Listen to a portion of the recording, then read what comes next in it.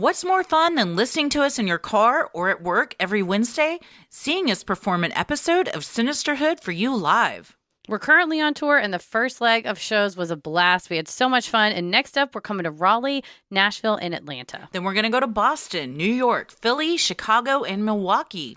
We're rounding out the tour with a Florida triple play in Miami, Tampa, and Orlando. At every single stop, we choose a local topic and perform an episode of Sinisterhood for you live.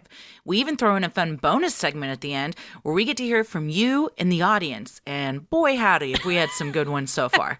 So far, they've been enthusiastic. Mm-hmm. Tickets for all shows are available now. For the details, including dates, times, venues, and more, visit sinisterhood.com/live shows. That's sinisterhood.com/live shows. See you on the road. It seemed like the perfect small town, a quaint place outside the bustling technology corridor developing in Dallas in the late 1970s.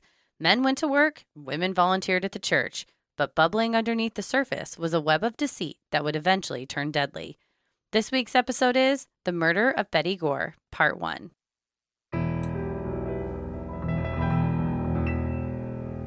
A bump in the night, your heart fills with dread. Probably a murderer who wants you dead. It could be a ghost, a demon, or worse. Perhaps you're the victim of a witch's curse. It's hopeless, you're doomed. You'd call a priest if you could. You'd rather just listen to who? Sinisterhood.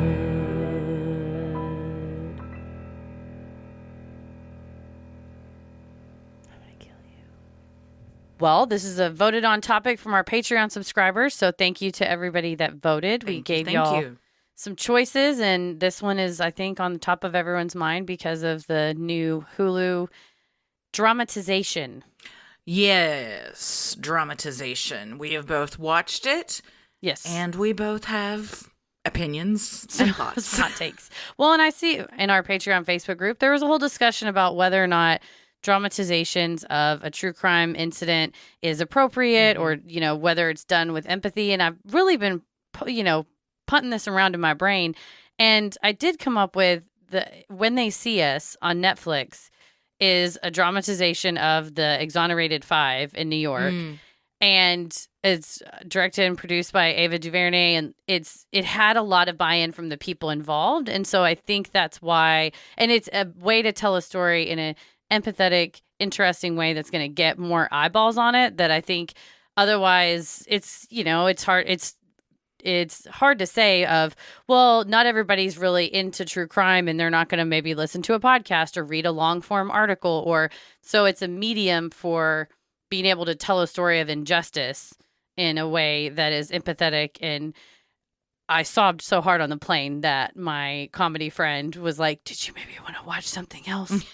People are starting to look at you. And I was like, no, I have to know what happens. I mean, it's just heart-wrenching. So I did not have the same reaction to Candy on Hulu. Oh, yeah, I think you make a good point. If the victims or the families of the victims have a role in the making of it, I think that changes things quite drastically. And when they are very public about, we don't want this story told, and yet streaming platforms, whoever still picks it up and does stuff on it, that's when it starts to feel icky, and it's less an actual representation of the crime and the story of the victims and the actual people, and more almost dark comedy-ish, and just kind of sensationalist to, you know, to get people, I mean, people like true crime. There's no arguing there. It's been that way for, so, you know, I mean, people like grisly details a lot of the time. They like,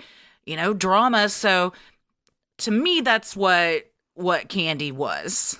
And I think also we talked about what the sources were for the various, you know, if it's firsthand interviews with the people involved, that's going to create a different product end result than if you look at more objective, you know, trial transcripts or personal writings of, you know, if somebody's deceased, what their personal writings say, and painting a larger picture than just, well, the person who committed the crime is the one who survived, and that's that person's opinion that we're all going to get, or, you know, that person's version of events that we all get, versus I think our coverage, we are attempting to weave in opinions and public statements from her family, from her personal writings, things like that have been made public. So I think you really have to be careful when you're covering something that it's not just, okay, well, this is the story according to blank, this one single person. And when dramatizations, when the story is that way of we don't really know what happened, the way they have to kind of shoot that to tell that story can get kind of weird and, you know, meta and stuff, which is kind of what happened with this one. So it's always, you know, people like an ending. They like things to be wrapped up. And especially in a TV series, that's what you want to see. People don't like it where it's like, oh, we don't know. Draw your own conclusions. So yeah, even with this one, it felt very much like it was biased. Yeah, cut and dried, or, you know, and the title tells you what it's about. The title is Candy, which is the name of the perpetrator. Betty Gore's life. And in fact, much of her life isn't even really discussed within the show. And what is unflattering and doesn't really, you know, go into the backstory of like why she's this way or why she feels this way, how she was severely depressed and struggling with postpartum depression. She's more painted as like this dowdy nag, and Candy's this fun, sexy, you know, easygoing girl. So I get why people watch it and they're like, ugh, that's kind of gross. And, I mean, we finished it and Tommy goes, well, I hated that. Thanks, Tommy. And I said, what about it did you hate? And he said, I just felt icky. It felt gross to watch, specifically the last episode. And I get that. Like, it took a turn around halfway through episode 3 for me. It went from being what I didn't think was kind of like this cheesy dark comedy, and then something flipped and it started getting more like that. And that's when I started feeling kind of gross about it too. Well, and I think if you have to take out the nuance when you present a fictionalization. Like you said, people like endings. People don't like moral ambiguities. And people want a hero, even if it's an anti-hero. And I don't think she's any kind of hero. I think that Candy is a villain, and we're going to suss that out. So that's my opinion straight up top. Yeah. But I think a lot of stuff I was left with a lot of questions, and I thought I'm glad that our Patreon subscribers had us cover this because I was going to look into this anyway. And I think the fact that you've watched the show, hopefully if you haven't, you know, you may not need to watch the show, but if you have watched it, then you might say, well, what about this? What about this? I'm missing this detail. How did that happen? And that's the information's out there. It's just hard to cram it into a 5-episode miniseries. It should be noted, there is another miniseries coming out on HBO Max with Elizabeth Olsen and Jesse Plemons called Love and Death. The release date, I think, is sometime in September. It's like later on. They just wrapped filming. It got pushed a little bit, I think, because of COVID. So who knows how that one will suss out when it is released. But clearly this is a compelling story. But I think if it's not told with the right lens, it can be muck up the waters or muddy the waters. And I do think Jessica Biel and Melanie Linsky did a good job with their characters.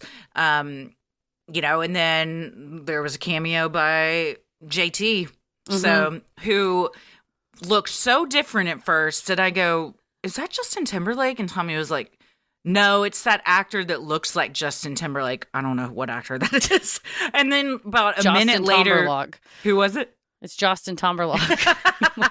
And about a minute later, we both said, no, that's definitely Justin Timberlake. And I was like, it makes sense because he's married to Jessica Biel, which Tommy did not know. And he was like, oh, yeah, okay. Then that's Justin Timberlake. I think, anytime you take a character like this or you want to step into their shoes and empathize with them and obviously do as much research. And it sounds like from interviews with the actors, all of them took it seriously and tried to find where somebody was coming from, why they acted the way they acted. So. Yeah, I thought the children did an especially good job. Oh, I was very, very impressed by the kid actors in this one. Well, if you haven't watched it and you have no desire to, but you want the story, then hopefully that's what we're going to do for you. There's a lot of cover, so we've broken it up into 3 parts. In this first one, we're going to get into all of their backgrounds and the very planned affair. Yes, My thoroughly. God. Thoroughly planned. At some point, you're like, this isn't even exciting anymore. I mean, I'm not even horny about this. Yeah. You're like, it's like with anything, you're like, God damn, we've talked this to death. Nothing is I fun. prepared a spreadsheet. Yes, nothing's fun or like sexy or thrilling about this anymore. So, but didn't seem to stop them. Well, I'm Christy. I'm Heather. And let's get into it.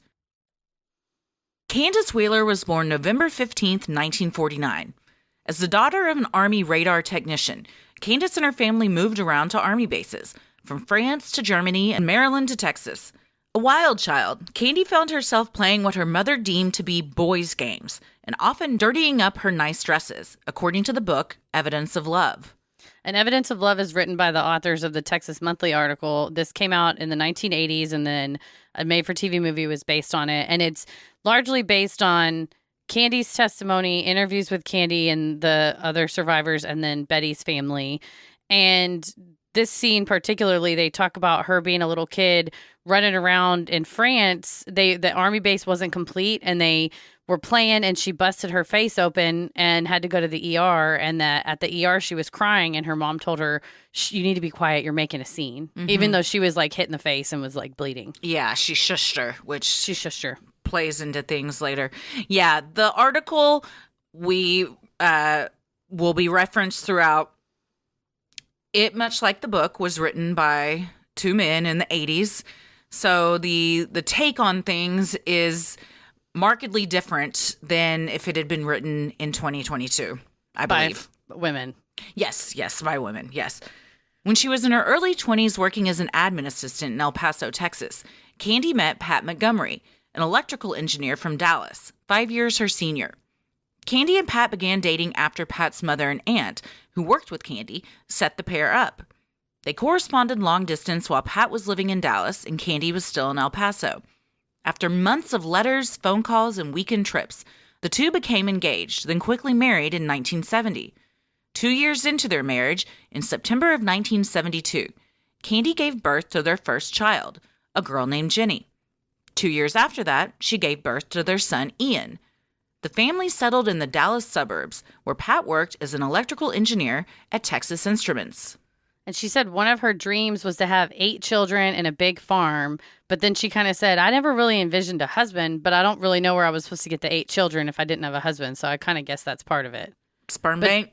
I don't know. But she had a tubal ligation after the second child. So that was, they called adoption? Yeah, something. Yeah, they, Texas Instruments is still a big employer around here. One thing I will say about I won't call it a docu-series, but the Candy series, within 2 seconds of them showing where they lived, I turned to Tommy, I go, this ain't filmed in Texas. We don't have trees like this. No. What is going on? No, yeah, and to clarify, we live in East Dallas, which Dallas is a large city. And that's not really, this kind of a neighborhood that we live in. Wiley is a suburb that's north of Dallas and east of Dallas. So Collin County is the next county up from Dallas County, but it's all part of the DFW Metroplex. Mm-hmm. And it was back then largely farmland and was just being, they were just setting developed. Up like track homes. Yeah, developed with like track homes. And you see these kind of, cute ranch style 3-bedroom, 2-bath with a backyard and everything. And there was like a cluster of cities that was Fairview, Wiley, and now Saxe and Plano. And so all of these Collin County cities, some larger than others, but this was kind of becoming a place for you get a job at the tech company and it's not that bad of a commute. If you're commuting to Richardson, which is another North Dallas suburb, it's not that bad of a commute to if you live and you can get a pretty big piece of land over there. Mm-hmm. They do not have towering redwood trees. No. As the show would have you believe. I believe it's filmed in Georgia. And if you're from Texas, it's very apparent that this was not filmed anywhere near Dallas. I also took umbrage with some of the accents I heard on that show. I was like, well, I don't talk like that. I said to Tommy, none of these people sound like they're from Texas. The only one that did was her friend Sherry. She did. Yes, that actress did. Yeah, and maybe she's from Texas. I don't know. Yeah. But the rest of them sounded definitely more like from Georgia or Tennessee. Mm-hmm. It was more of a southern instead of a southwest type of accent. Correct. And Texas kind of has its own accent, so we're our own breed. yeah, in a lot of ways. At the same time, Alan Gore was working at a different electronics firm in the Dallas suburb of Richardson. His wife Betty was a school teacher at an elementary school in nearby Wiley. Described as serious and sensible by classmates in the book Evidence of Love, Betty Pomeroy was born January 9th, 1950, in Harper County, Kansas. Growing up, she was popular with the boys, but always had a shy and reserved manner about her. Her innocence and Hollywood smile made her one of the more well-liked girls in her small hometown, according to Texas Monthly. Yeah, she had diaries. She would come home and write about her dates and kind of say, I had a nice time with this gentleman and didn't have such a good time with this gentleman. And she kind of dreamed of going off to a bigger city to go to college. And that was going to be kind of her ticket out of a small town life. I was recently thinking about my diaries, just apropos of nothing, but I have them. And every time I see them, I burn with shame.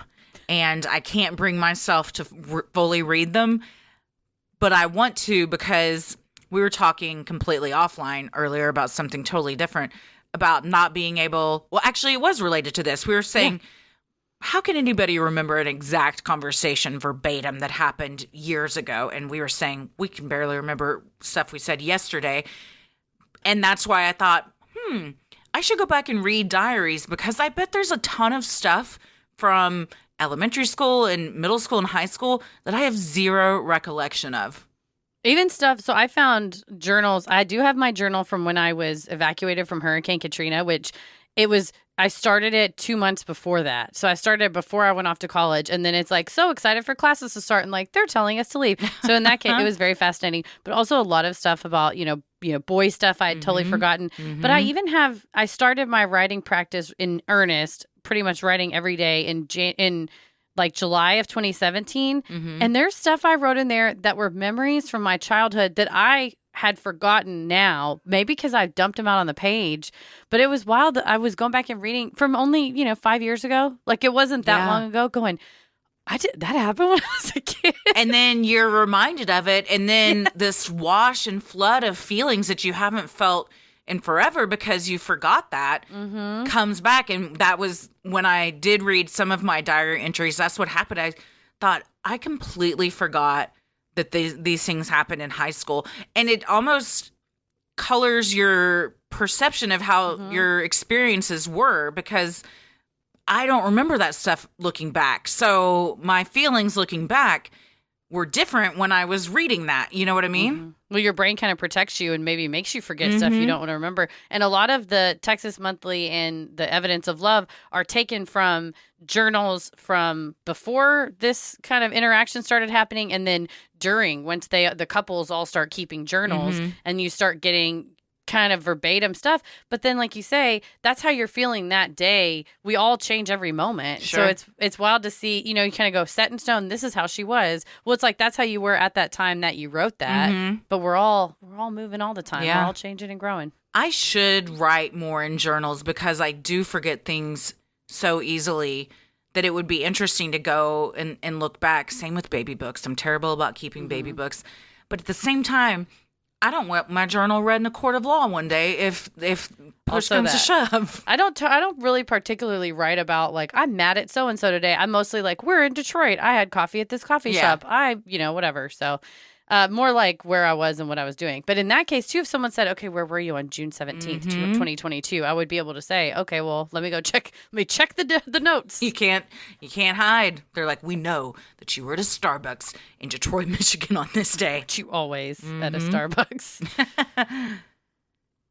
Betty met Alan Gore at Southwestern College in Winfield, Kansas in the fall of 1968.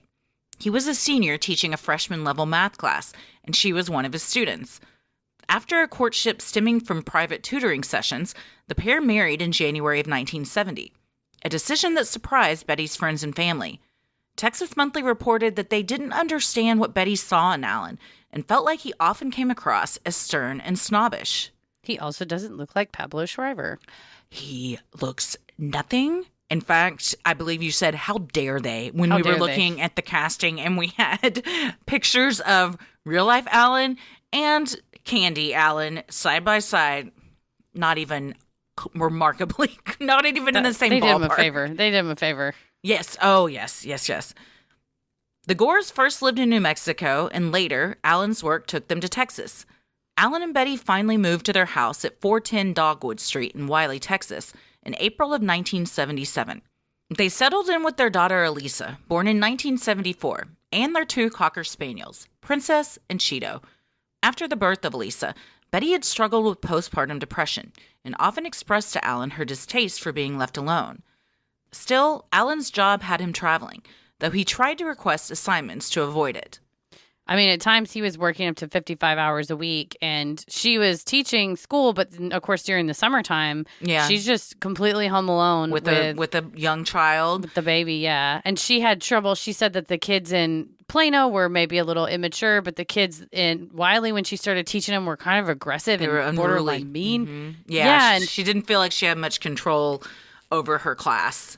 Yeah, and that's got to be, I mean, just being a teacher in general is a struggle. But then if you have a class that's, openly disrespectful, and then you come home and you don't have anyone around to help support you. Also, in the 70s, maybe we were coming into caring about women's issues and coming into caring about, once you have a baby, some issues, and not just going, she just needs to get over it. Yeah. She's just sad. She's just mad because she gained a bunch of weight. Give her some uppers. Give her some diet pills. It's like, good God, help her. The show really paints Alan as a dad that was, I don't want to say absent. I mean, his work made him absent, but when he was there, he seemed to play with his kids and love them, but he didn't know how to change a diaper. He didn't know how to load a dishwasher.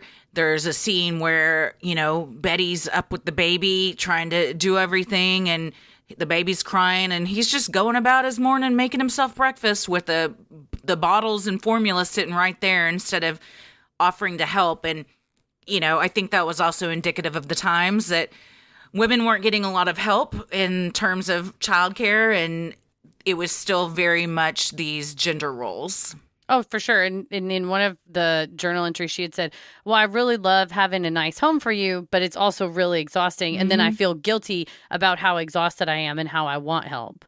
So it's kind of a double-edged sword that you see Ladies' Home Journal or whatever going, you can do it all. And you're like, oh, I'm trying and it's rough. Yeah. And no one was talking about that kind of stuff back then Not either. being open. Yeah.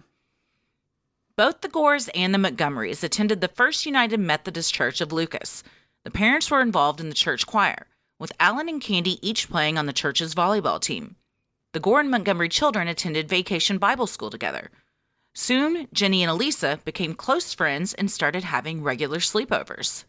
Yeah, and from what I read, Candy and Pat were not really religious people. It was just kind of a social thing. We can go and be social, but later on got more and more into it because they had this very dynamic pastor who eventually moved on to another congregation, got a new pastor. Everybody hated him. You feel bad for a pastor that comes in and just is trying to lead the flock, and everyone's like, well, you're not Jackie. So. Yeah.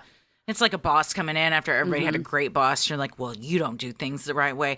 I think it started off as a very social thing for them and then progressed into something else. But they were super involved in the church. Oh, yeah. Choir, sports teams.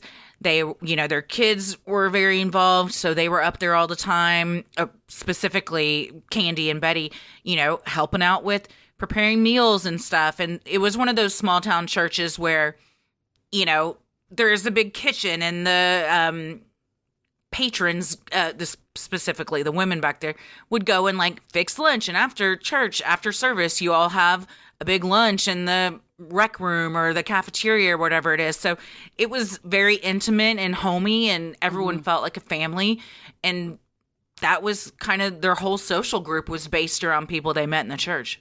And that's what one of the church parishioners and friends of theirs was interviewed on Snapped, and she said Candy was everybody's friend. She was the one that was volunteering to throw things. You know, she was volunteering to lead Vacation Bible School classes or sessions or whatever, and, you know, help with crafts or whatever. So I think you see, like you said, there's these gender roles and you kind of move into them. I would also like to point out how young they both were. They were both She's 29 at this. They're both 29 at this point, I believe. So young. They're within a couple months of each other, and they're 29, 30, and that is a lot of pressure. They seem much older in the series. Mm-hmm. You know, they do. When I read that, because I don't believe in this series, they mentioned their age, and then later when I read, I was shocked at how young they really were. Yeah, and also, you know, Pat is 5 years older than Candy, and Alan was several years older than. He was a senior while she was a freshman than Betty. So you have kind of these older, maybe there's, you not only you have this sort of gender disparity in power, but you have an age disparity in power. You also have when someone's the breadwinner. I read that at one point Pat was making $70,000 a year, which in the 1970s would be like $300,000 a year today. So he was doing well for himself. Yeah. Yeah. And you have these like power dynamics and where you say, oh, I'm not happy with my marriage. I'm just going to leave. Well, you're in a church together. You're tied together financially. You have kids together. You don't necessarily have a career outside the home.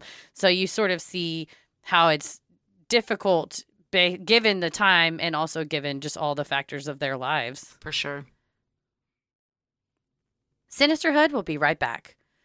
I don't think that it is an overstatement to say that neither of us cook. Can't think of the last time I did. I was just trying to remember the last time I touched a pan, and I don't know that I recall. You know what? I think I made eggs. I will make scrambled eggs. That is something that I'll make. I microwave things. I'm extremely good at microwaving things, and you know what's really good in the microwave? Factor meals. Oh, dude, I'm not going to lie.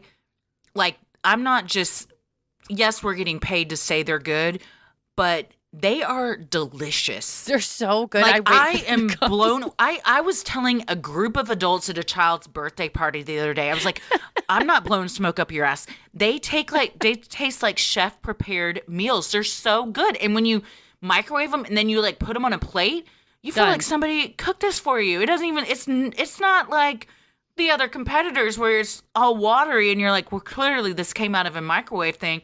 They're delicious. Tommy loves them too. So good. No, they're so good. And we order Uber Eats if we're like exhausted, and don't want to do that all the time because by the time takeout gets to you, it's all wet and gross and nasty. But when you microwave this, oh, it's so good. And Factor also offers grab and go stuff like smoothies and juices and stuff like that. So we're good to go. We can eat well and just leave everything to Factor. Factor makes it easy with fresh, never frozen, prepared meals that are so delicious you wouldn't believe they're actually good for you. Factor now offers 30 meals per week, where you can choose from a variety of new meals every order. On top of that, Factor gives you the option to change it up and select any plan size between 4 and 18 meals per week. Busy schedule for both lunch and dinner? No problem. Add an extra 2, 3, or even 4 meals to your order. Each Factor meal arrives pre-prepared and ready to eat in 2 minutes. That's even faster than ordering in from Uber Eats. Factor tackles the tough stuff, so we don't have to. Their registered dietitians and expert chefs work hand in hand to create meals with nutritious ingredients. Factor even knows my preferences. They offer vegan, veggie meals, keto meals, low-calorie options, cold-pressed juices, smoothies, energy bites, plant-based bars, extra protein, veggie size, and so much more to keep us fueled and focused all day long. Head to go.factor75.com/creepy120 and use code creepy120 to get $120 off. That's code creepy120 at go.factor75.com/creepy120 for $120 off. Never get tired of a good whodunit? Then you're going to love June's Journey.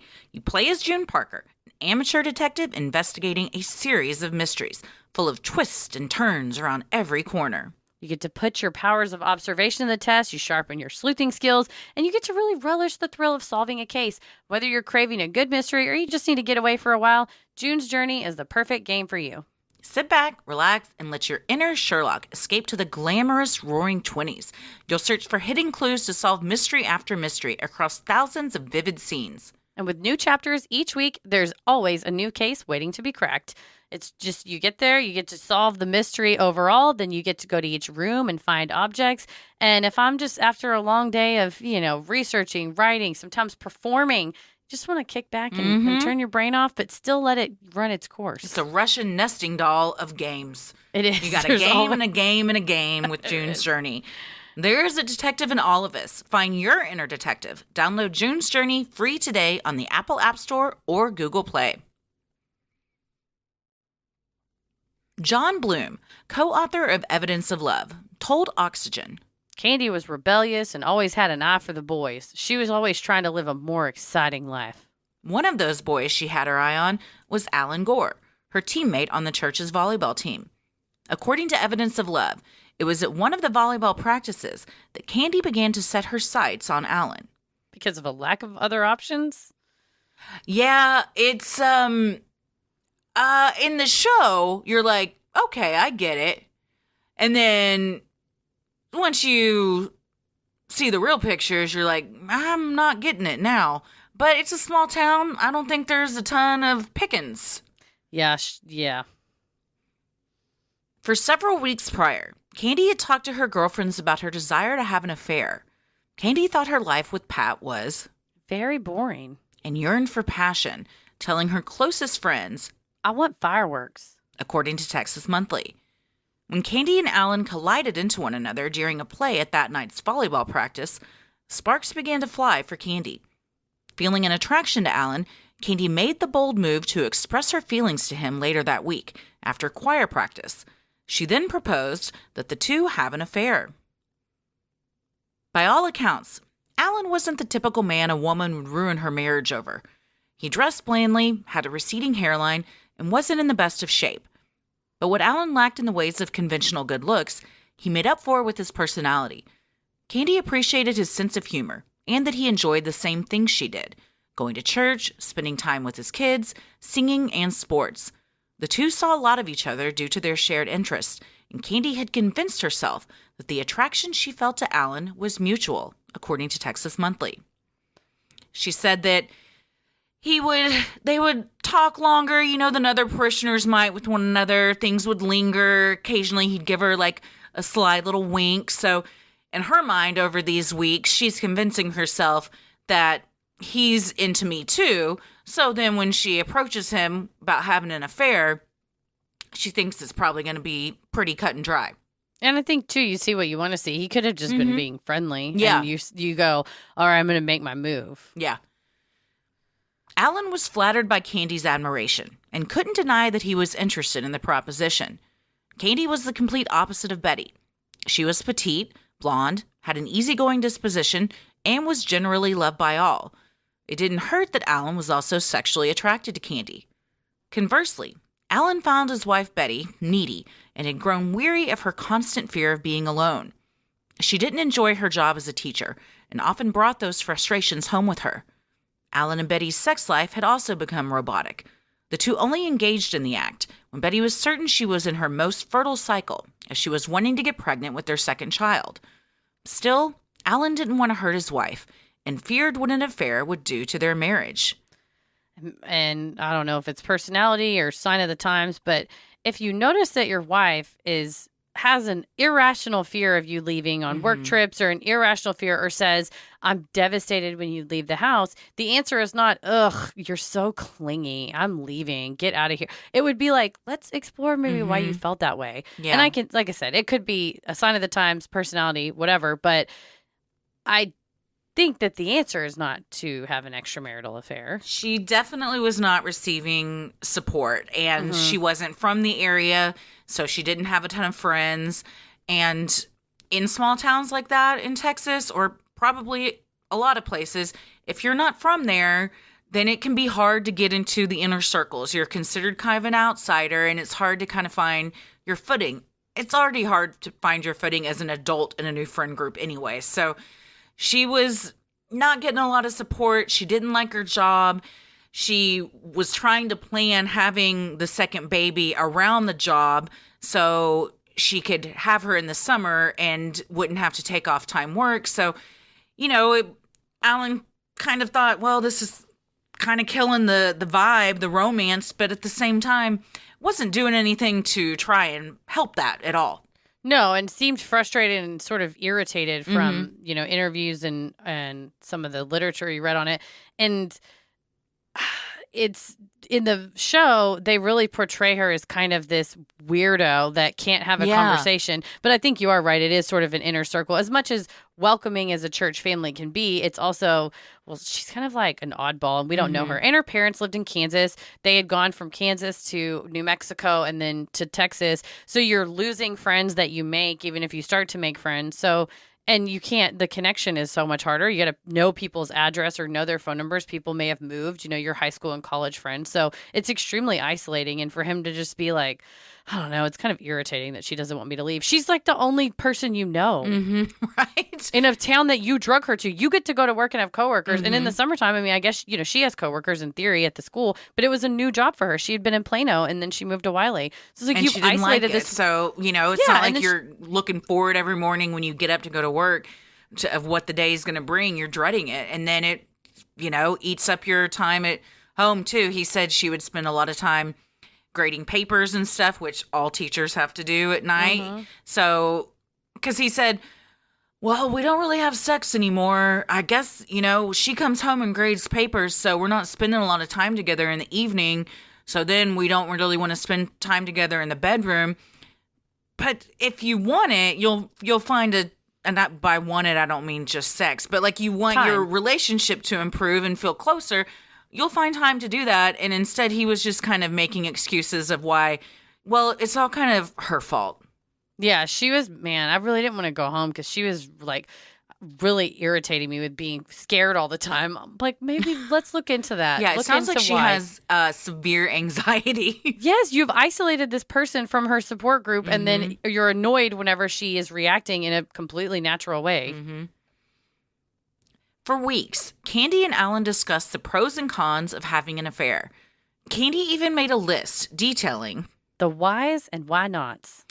Details and rules were hashed out over the phone and during secret lunch dates. Arguably the most important rule the two set was that either of them began to develop feelings for the other, they would immediately break things off. This was paramount if their strictly sexual affair was to succeed. The amount of meetings they took to discuss this. Again, it's like, just fuck or don't. Shit or get off the pot. Like, it's exhausting.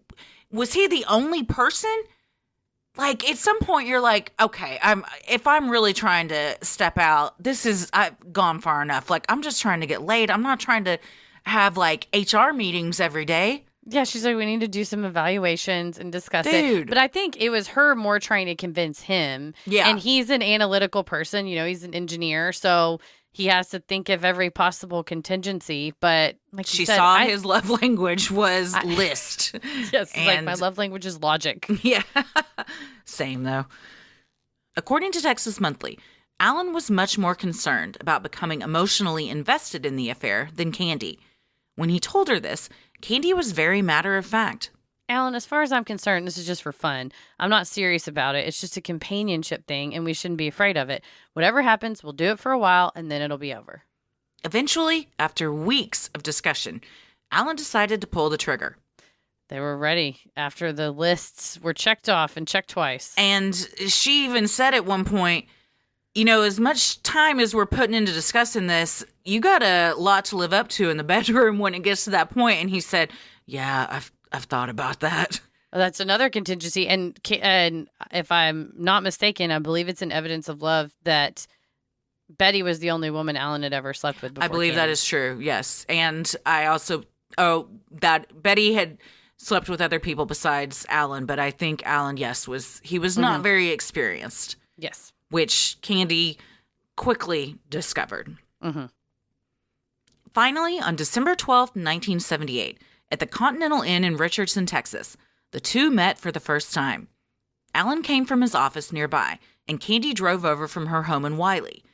Later in December, the two began meeting at the Como Motel in Richardson. Every other week, Candy and Alan met up at the seedy motel. During Alan's 2-hour lunch break, the pair would eat whatever homemade dish Candy had prepared, have sex, and then talk about their lives. They found it easy to talk and confide in one another, something that didn't come easily with either of their spouses. Couple of things. You have to prepare food for this person? I'm out right away.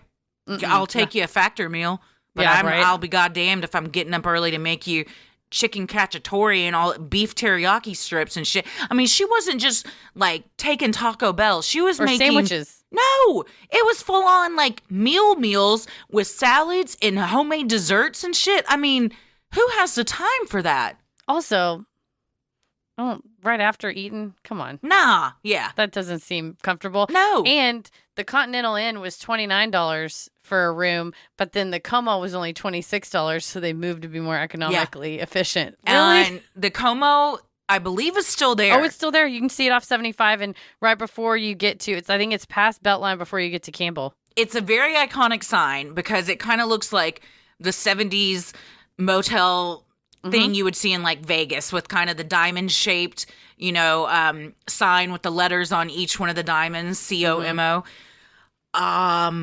It's not anywhere I want to get intimate.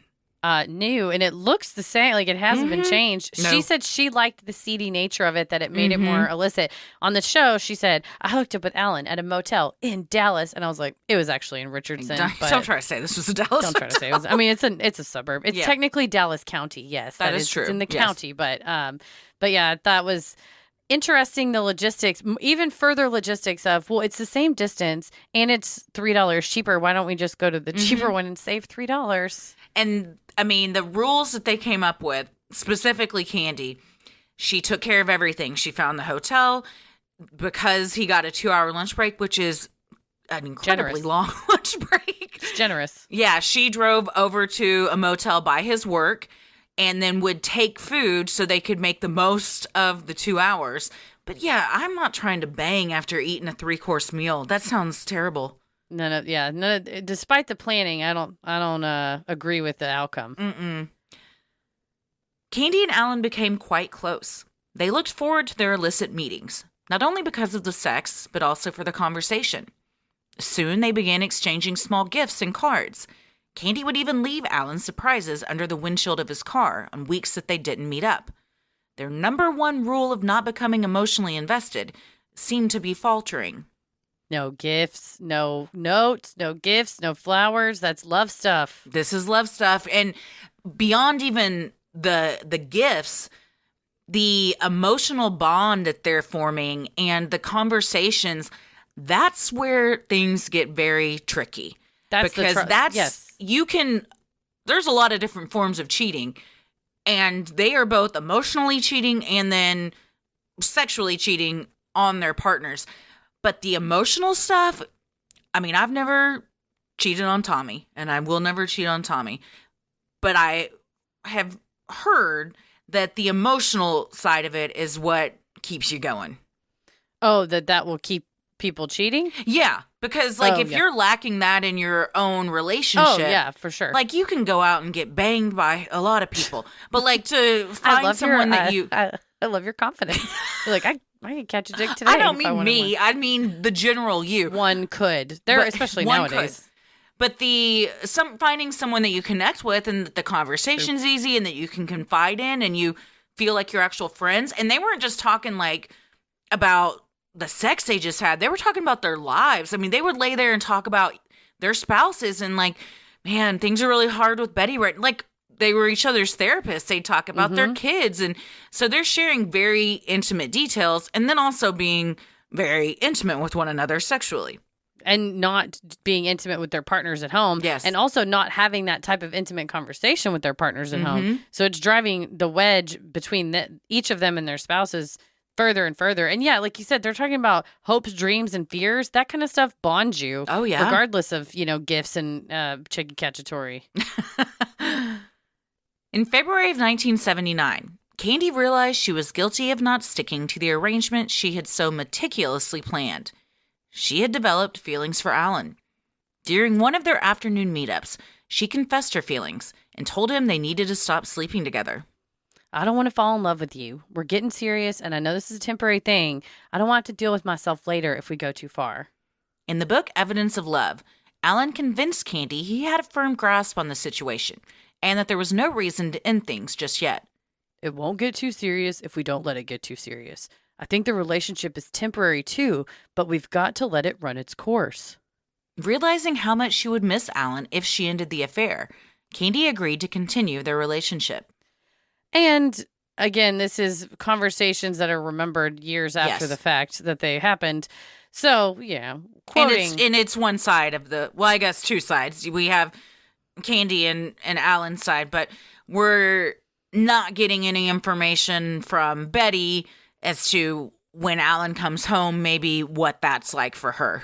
Mm-hmm. And also, the time that the interviews were conducted in 1984 and formed the basis of the book and everything, when you have a significant life event that you seemingly are partially responsible for, or in some cases totally responsible for, I think you pick and choose the facts and details that you release about your life. So I would say everything that she says in any kind of testimony or in interviews with reporters and things, it's all got to be taken with a grain of salt because, first of all, building a case, on one end, but second of all, reputation damage. So if you're saying, this is how I handled it, and I said this in this year, you start to get this unreliable narrator. In my opinion, I was listening to the audiobook just going like, well, that's what you said happened. Yeah. And to the reporter's credit, 100%, they did the right thing. They reported Candy said X. That's totally right. But for the reader, listener, you go, well, maybe that's what you say happened.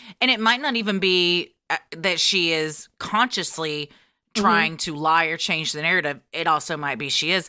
But because she doesn't want to be the villain, you start to kind of believe the story you've created in your head to make it so you can sleep at night. So, at some point you Cassandra yourself and you believe your own lies, and that then becomes the story you're telling. Absolutely. Despite cheating on his wife, Alan didn't think what he was doing was hurting anyone. He had maintained a friendly relationship with Pat, and things at home with Betty hadn't changed at all. According to evidence of love, Alan didn't think anything bad could come of the situation. Some guilt had begun to creep in, though. Betty was pregnant with her and Alan's second child, and he worried she could go into labor while he was out gallivanting with Candy.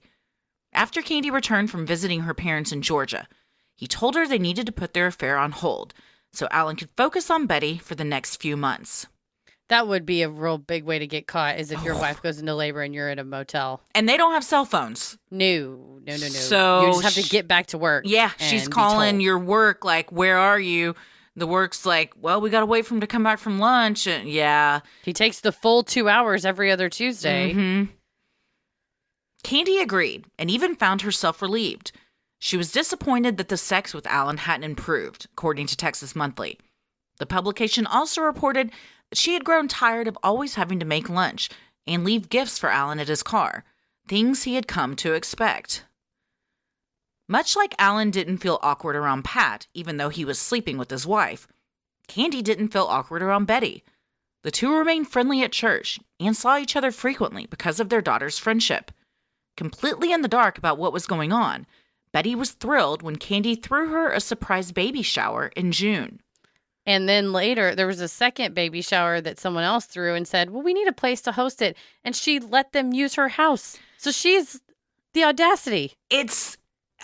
I mean, in the show, they really do, well, I will say, they start out painting the picture that Candy really isn't jealous of Betty. And this is very much just like companionship sex thing. But then in the show, it turns and you can tell that she has jealousy. And when she hosts the baby shower at her house and Betty and Alan show up together, she is jealous of the things that Betty is saying about Alan. And, it's also when she confides, at least in the show, to her friend Sherry that she's sleeping with Alan. And so Sherry's the only one that's like, what are you, fucking crazy? Having your lover and his wife over and you're acting like you're friends? But then one wonders, was she so removed from it? Were they both that they thought really, oh, we're not doing anything wrong? Do you tell yourself that because you don't want to seem to be the monster that you're really being? I think that the later portrayal of how cool they all were was a self-preservation tactic that I think that, clearly she did. Or that's some ice cold behavior to be able to, even before they put the affair on hold, she is full out having sex with this lady's husband every other week and remorselessly hugging her, picking the kid up, letting them have sleepovers. That is sick Seeing behavior. at her church, having a friendship. I mean, it's... It makes my stomach hurt. Oh, dude. It just makes my stomach hurt. I can barely look at people if I'm angry at them or something weird is going on. I could never in a million years act that way. I could not be like, everything's cool, everything's fine. Live a double life, or no, I choke under pressure and just immediately word vomit everything. And the same goes for Alan, that he's out in the backyard and Pat's cooking hot dogs for everybody and he's hugging him and everything. That is just like, I don't know, it's just weird behavior. It's gross behavior. And to me, it's the depths of somebody that the selfishness that you're willing to go to, the lengths that you're willing to go to do something like this. It's just, I could not. But I, again, when you go, well, we're both over it and we're both really cool about it, I don't know that I believe that. Yeah, I don't know. Betty and Alan's second daughter, Bethany, was born in early July 1979. Only a few weeks later, Alan resumed his secret affair with the woman who had just thrown his newborn daughter's celebration. However, things weren't the same as they used to be. The tryst wasn't as effortless as it had been in the beginning. Katie was certain Pat had no idea about the affair, but Alan was worried it had begun to negatively affect his relationship with Betty. He found himself uninterested in having sex with his wife and was worried he didn't love Betty anymore, according to Texas Monthly. Sinisterhood will be right back. Your kids learn what they have to at school, but when do they get to learn what they want to? That will happen when you sign them up for OutSchool. OutSchool offers live, online, and interactive classes for kids ages 3 to 18. With the widest variety of subjects and teachers, they have something for any kid. Classes explore every interest you can think of and some you can't, like karate, video game design, and how to become a YouTuber. You can choose the class size, instructor, teaching method, and group setting, giving your kid the learning experience that works best for them.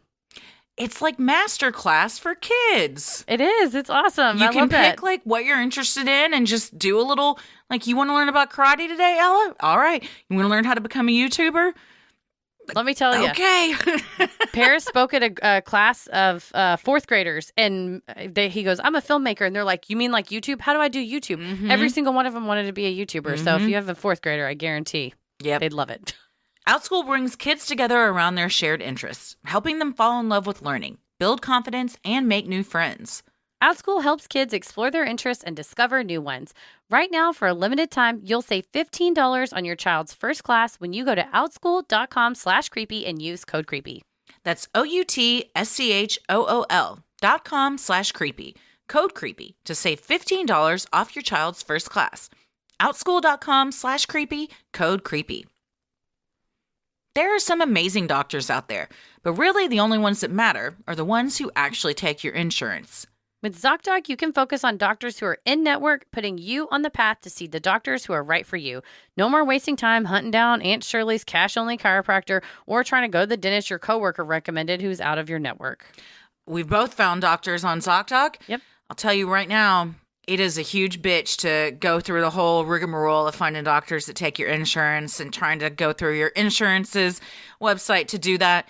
ZocDoc makes it so much easier. Yeah, we both use ZocDoc, and you should too, because it led me to my wonderful GI doctor who I cannot say enough nice things about. The one that finger trapped you? That's the one. ZocDoc is a free app that shows you doctors who are patient-reviewed, takes your insurance, and are available when you need them. Read up on local doctors, get verified patient reviews, and see what other real humans had to say about their visit. In the chaotic world of healthcare, let ZocDoc be your trusted guide to find a quality doctor in a way that's surprisingly pain-free. With ZocDoc, you can get your docs in a row. Go to ZocDoc.com/creepy and download the ZocDoc app for free. Then start your search for a top-rated doctor today. Many are available within 24 hours. That's ZocDoc.com/creepy. ZocDoc.com/creepy. This podcast is sponsored by BetterHelp. Life can be overwhelming, and many people are burned out without even knowing it. Symptoms can include lack of motivation, feeling helpless or trapped, detachment, fatigue, and more. Mine is doom scrolling. I know if I'm doom scrolling, I'm like burnt out and I need to take a break. Mm-hmm. We always associate burnout with work, but that's not the only cause. Any of our roles in life can lead us to feel burned out, and BetterHelp Online Therapy wants to remind you to prioritize yourself. Talking with someone can help you figure out what is causing stress in your life. And the magic of a BetterHelp therapist is that they can just send you a message that they're thinking of you, which I always love getting. And it's between appointments, so I don't have to wait until my next appointment to just get a reminder, even if I get busy, to take care of myself. And you can do it on the road, too. Yes, you don't have to go into an office, which is super helpful. BetterHelp is customized online therapy that offers video, phone, and even live chat sessions with your therapist, so you don't have to see anyone on camera if you don't want to. It's much more affordable than in-person therapy, and you can be matched with a therapist in under 48 hours. Sinisterhood listeners get 10% off their first month at betterhelp.com/sinister. That's betterhelp.com/sinister. Betty's life was becoming increasingly more difficult. In the week after she gave birth, she and Alan had been closer than ever, giving both of them hope that their rocky marriage may finally be improving. However, those feelings were short-lived. Things came to a head one night after Betty tried to initiate sex with Alan, something she rarely, if ever, did. Unbeknownst to Betty, Alan had spent the afternoon with Candy and wasn't in the mood to have a second round with his wife. When he rejected her advances, Betty was devastated. Dude, you put yourself out there. You don't ever do this. I think Alan said he couldn't remember in the entire time of their marriage that she had ever initiated something. And then you do it and you're rejected. Well, There goes you ever wanting to do that again. And she'd written in one of the notebooks that she grew up being told sex was dirty, sex was wrong. She had a lot of emotional hangups around it, which, again, back then, you're not necessarily going to therapy and talking these things out and being more, open about sexuality. And so the one time that you branch out, the one time you get your husband has cheated on you that day. Yeah. To make matters even worse, Betty had found a lump in her breast. The doctor wasn't sure what it was, and Betty was frightened. Still unaware Candy was sleeping with her husband, Betty told her friend how worried she was. In response, Candy went over to Betty's house and comforted her. And Candy said when she opened the door that she just started sobbing, that Betty started sobbing and opened up to her, and Candy was like, okay, yeah, let's talk about it. Which, again, that is so cold that you know that you are partially causing this woman's turmoil, but that you go, well, I'm going to look like a really good friend if I go over there. Betty was having a lot of stress and a lot of what I don't think she labeled as anxiety at the time, but a lot of physical ailments. And she went to the doctor and Alan even said, well, I think it's just because she's stressed out. Well, bitch, you're the one stressing her out. Like, what do you think she's stressed out about? She's trying to get it on with you and you rebuff her.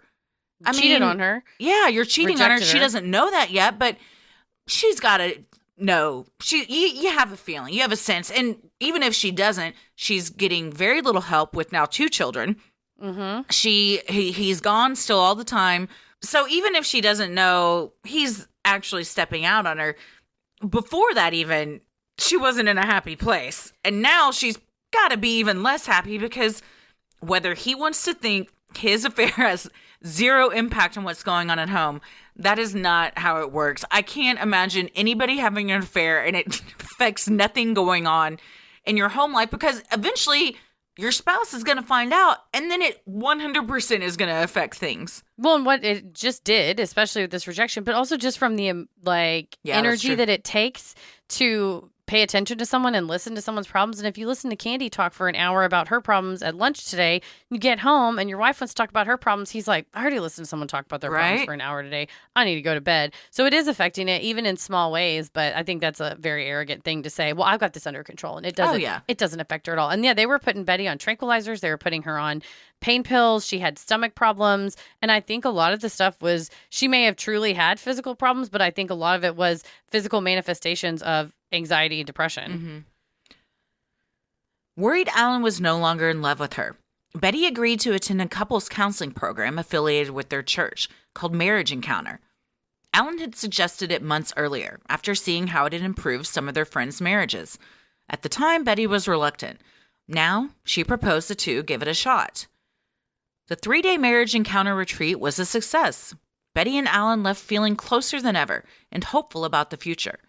One of the main focuses of the retreat was to be completely honest with your partner about your feelings and desires, and to have no secrets. The two had been more open and honest with each other than they had been for the entirety of their marriage. However, one secret remained: Alan's affair with Candy. There was even at the end of the weekend, they had a marriage, like a wedding. They had a redo of the wedding. Of everybody there. Yeah, the whole group got kind of like group married again, like a renewal of their vows type things. And then they would have flame groups that would call you. And they said when they got home that Sunday that they fielded phone calls all evening from people congratulating them on recommitting to their marriage. And then they would meet up with these flame groups. I haven't looked into it, but I will before the next episode. Is this like a cult thing? Like, what is going on here? I mean, it sounds very cultish.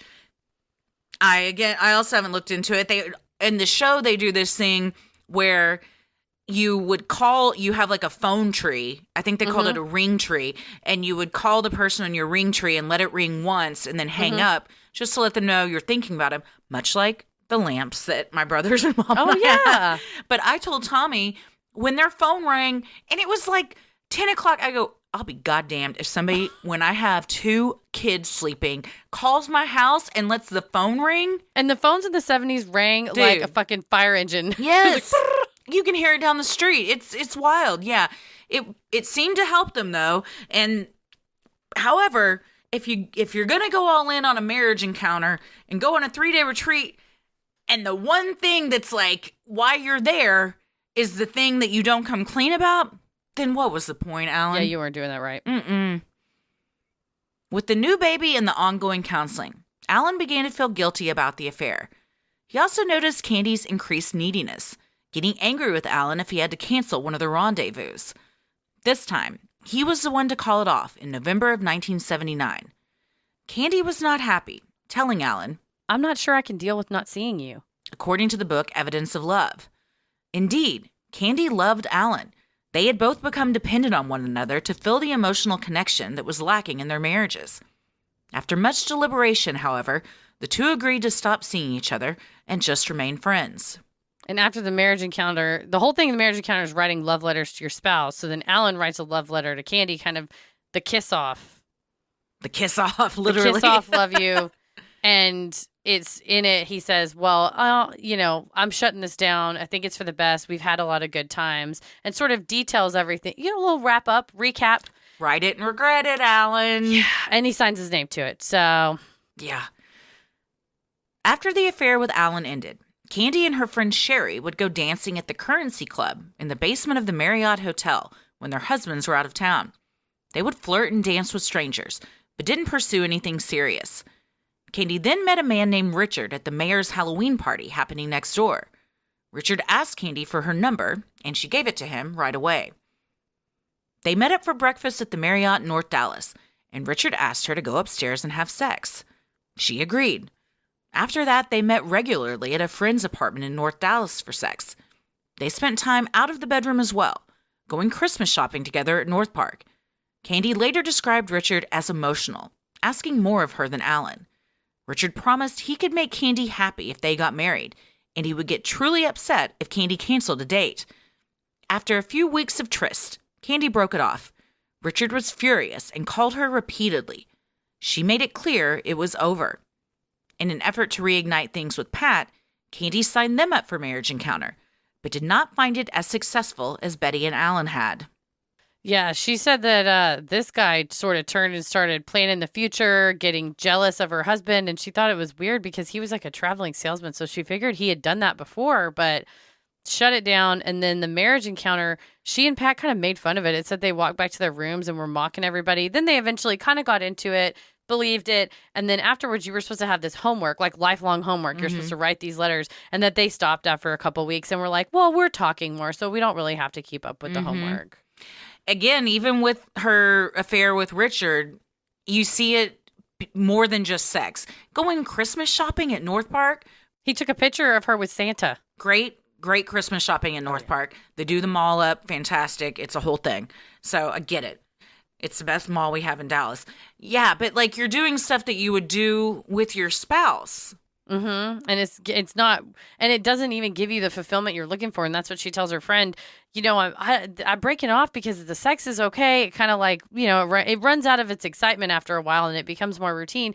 But then also like, I'm not even looking for this. Like, I don't know what I'm looking for, but I'm trying to fill this. Mm-hmm. She was just trying to fill this void in her heart, but with different guys. Mm-hmm.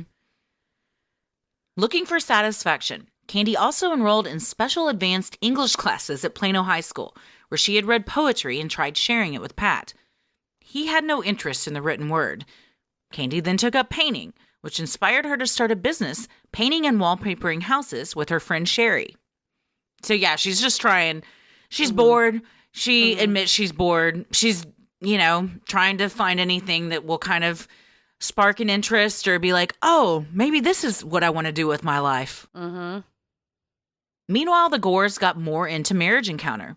They even invited Pat and Candy for a couples dinner at their house in early 1980, along with their children. Candy agonized over whether she could go, even meeting Alan for lunch to discuss the pain she was feeling beforehand. In the end, she accepted Betty's invitation, and the four shared an uneventful meal together at the Gores' house. After the dinner, Alan sent an unsigned greeting card to Candy, reading, "Good to have you as a friend." According to Candy, both considered the affair over. This is, again, some testimony that she gives on the stand of, I had no, after, that dinner, there was no feelings. But the whole time before the dinner, she was talking to Sherry. Sherry's like, why would you go? Mm-hmm. Like, don't go to these people's house. Like, be cool. But Betty had become very emotionally open with this marriage encounter. It was totally transformative for her. She was crying more, sharing more. They said she was way more active at church, making friends. She's happier. Oh, so much happier. And so things were kind of on the upswing. And I imagine if your marriage isn't on the upswing and you see that the person you were having an affair with that she said she was in love with, and she said she had grown accustomed to and was fine with loving two people, both Alan and Pat. So you see the guy that broke it off with you doing great in his marriage. You're not doing so great in yours. I wouldn't want to sit down and have dinner. No, she was like, I can't handle it. I can't handle it. And then she allegedly later told Sherry, well, I don't know what I ever saw in him, but I don't know. That's quite a torch to carry. Yeah, I think that's also you protecting yourself from yourself. That card had been one of many Alan had given Candy over the duration of their relationship. Appreciating the sentiment, Candy had kept the often steamy letters. In the spring of 1980, Pat found one of these love letters from Alan to Candy. It was dated October 1979. The letter mentioned the Como, used the word affair, and talked of their sexual experiences. Alan also wrote that he was sad to see it end. Alan cherished how he and Candy had exchanged cards with characters from the comic strip Love Is on the front, which made Pat all the more sad, mad, then lonely, because he and Candy had exchanged those cards for the past 10 years. That's such a gut punch when it's like your thing. Like, it's our thing. Love, those little Love Is, it's the two little naked figures, and it says Love Is carrying in the groceries. Like, Love Is. I don't know about those, but... Oh, yeah. They're like this 70s. It was in the newspapers, and then they had like merch, and, you had greeting cards and love things and pillows like embroidered with it. And it's like two little naked figures. Of course, they're just kind of like Barbie doll style, a little boy and a little girl. And it says in like a scripty font, Love Is ... And then at the bottom, it would say like a hand to hold, and then the little characters are holding hands, or like Love Is a walk in the park, and so it would be like if you said, oh well, we always give each other Garfield things. That's the first thing that came to my mind. But where you go like, oh, that's our inside joke, or that's our inside thing, and know that she took that thing that she shared with you and shared it with the guy that she was banging at a seedy motel is a gut punch. And that's the emotional side of the affair. For me, I mean, I dare Tommy to step out. But to know that someone slept with someone else, that's horrible and heartbreaking and very painful, and maybe you don't get over that. But to know that somebody took the thing that was y'all's inside joke and your special thing and then made it that with someone else, that I don't get over. I'm not saying I get over the sex either. Tommy, he would never, but I just want to be clear about I did nothing. I literally did nothing. But no, Tommy would never. He's fantastic. No. But yeah, it's just those are the things that you can't forget. Pat didn't break off his marriage with Candy after discovering the affair. Rather, he gave his wife a letter and roses. He said he felt guilty and responsible for her decision to cheat. Pat thought that if he had been more attentive and interested in her hobbies, Candy wouldn't have stepped out. Once the truth came out between Pat and Candy, she told Alan that Pat knew about the affair. Things seemed to go well for the next several months. Both families got along, and their daughters became closer, with each spending the night at the other's house frequently. On June 13th, 1980, Alan was headed to the airport to fly to St. Paul, Minnesota on a business trip. Having left a nervous wife home with an 11-month-old baby, Alan gave Betty a call once he got to the airport. She didn't answer. Alan chalked it up to being busy with the baby. He boarded his plane and decided to call her again once he landed. Again, he couldn't reach her and began to get worried, thinking she may have fallen. However, the truth of why Betty didn't answer the phone was much more horrifying than Alan could have ever imagined. So what do we think? So for this so far, I think the number one thing is considering the sources of the, considering that it's Candy's version, that it's Alan's version, and as much as we can trying to get Betty's version in. And we will see that I don't know that the affair was really that over. Yeah, and even if it was, that the feelings there were actually over. Correct, yeah. Even if there was not any ongoing interaction there, ongoing intimate, like sexual interaction, I think you seeing that person over and over in a setting of you can't say anything, you can't touch him, you can't be with them, that I think will drive a person. And seeing that the person they are married to gets to do all those things, and in fact they're thriving, and they're better than ever. And when he's out of town in St. Paul, Betty's at home with the baby, but Elisa is at the Montgomery's house. So yes, she's staying with Candy, which adds a whole new level to what we will discuss in the next episode. And also one of the letters that Betty wrote to Alan as part of their marriage encounter, she said, I am very concerned. It was a little bit before, I think it was right after Elisa was born. And she said, I'm really worried that I won't get to see the girls grow up. I just have this weird feeling that something's going to happen and I don't know. And it was, she had that lump in her breast. She, she had some stomach issues and whatnot. And, just, I think struggling with anxiety and things. And she just said, I'm so happy with the way things are. And I just worry that it's not going to stay the same forever. And that's just so incredibly heartbreaking. Yeah, for sure. Well, we will get into what happens next in the second episode, and it's a lot. Yes.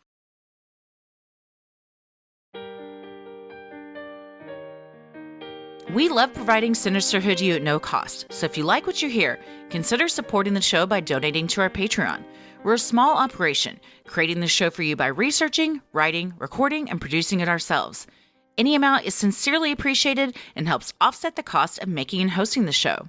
As a thank you, you'll also get some sweet perks like ad-free episodes, a Sinisterhood sticker, membership to our exclusive Patreon Facebook group for those in the Rolling the Airwaves and Getting Into It tier, a special shout-out on the show, a monthly bonus mini-sode, and patron-exclusive video and audio content, including Am I the Asshole?, Relationships, Judge Christie, which just blew everyone's mind with a very horrible set of cases. I have not stopped thinking about that. People have tweeted at us. It's awful. True crime headlines, and more. And patrons in the Getting Into It tier are able to vote on a bonus content segment each month that they would like to see live streamed. And this week's is Thursday, May 26th at 8 p.m. Central. And the Getting Into It tier also voted on this episode. So thank you all for supporting the show. You also have the fun perk of access to our Discord server, where you can connect with other fans in real time and discuss the latest in true crime, share personal ghost stories, or just post adorable pictures of your pets. We hop on occasionally, and we host monthly Q&As on Crowdcast, where you can ask us all your burning questions. For patrons not in the U.S., you have the option to pay in pounds or euros to save you the cost of the conversion fee, and annual memberships are also available. When you select this, you get a free month of membership, so do it. For more details on all of this and specific member tiers, visit Sinisterhood.com and click Patreon on the top banner.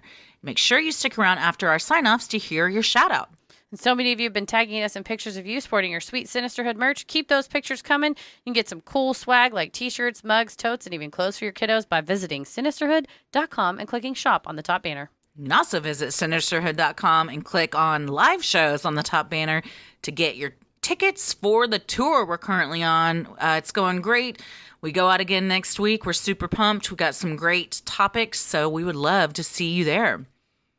The best thing you can do to help us grow is like, review, and follow on Apple Podcasts, Spotify, or wherever you listen to your podcast. And please tell a friend who you think would like us to check us out. It means so much to us and really helps podcasts like us get more exposure. You can follow us on Instagram and Twitter at Sinisterhood Pod, like us on Facebook at Sinisterhood, follow us on the YouTube and TikTok at Sinisterhood. Christy, where are you at? I am on Twitter and TikTok at Christy or GTFO, and I am on Instagram at Christy M. Wallace. Heather, what about you? I'm on the Twitter at MCK versus the World and on TikTok and Instagram at Heather versus the World. As always, the devil rules the airwaves. Keep it creepy.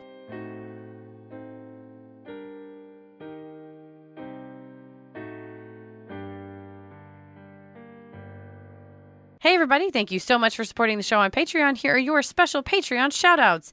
Antoinette Marinello, S. Jade, Kate Barnes, Macy Price, Morgan, Kirsten Stokes, Sarah Harrell, Lauren Holm, J.J. Jones, Litlin, Sue Prosser, Morg Frog, Caroline, Madison Thomas, Lisa, Laura Dunsmore, Catherine Siemens, Catherine Tuckwell, Heather Gorecki, Becca Turpin, Stephanie Salzman Bell, Jenna Becker, Rafat Salam, Katie Trent, Caitlin McLeod, Han Bear, Isabella, Cindy Wilkerson, Sarah Borden, Morgan Figueroa, Alex, Jessica Hunter, Danielle. Harley Black. Thank you all so much for supporting the show. We hope we pronounced your names correctly. We could not do this without you, and we sincerely appreciate all your love and support. Stay safe, stay healthy, and keep it creepy. Wahahaha. Sinister.